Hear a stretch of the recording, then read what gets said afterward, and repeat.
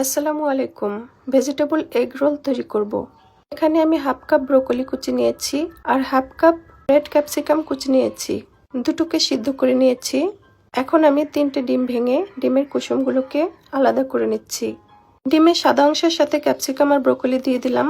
সাথে দিয়ে দিলাম সামান্য একটু লবণ, সামান্য একটু চিনি আর সামান্য একটু টেস্টিং সল্ট। আর ডিমের কুসুমের সাথে দিয়ে দিচ্ছি দুধ আর 1 চিমটি লবণ দিয়ে মিক্সড করে রেখে দিচ্ছি। প্যানে সামান্য একটু তেল ব্রাশ করে নিলাম। দিয়ে দিলাম ভেজিটেবল মেশানো ডিমের সাদা অংশ। লো হিটে 5 মিনিট ঢেকে রেখেছি।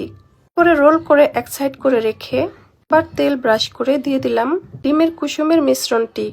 সেমভাবে লো হিটে 5 মিনিট ঢেকে রেখেছি। এরপরে রোল তৈরি করে নিলাম। প্লেটে নিয়ে পিস পিস করে কেটে নিলাম। হয়ে গেল আমার ভেজিটেবল এগ রোল। এটা অনেক মজাদার এবং হেলদি একটি ফুড। ভিডিওটি কেমন লাগলো কমেন্ট করে জানাবেন এবং লাইক করবেন, ফলো দিয়ে পাশে থাকবেন। আল্লাহ হাফেজ।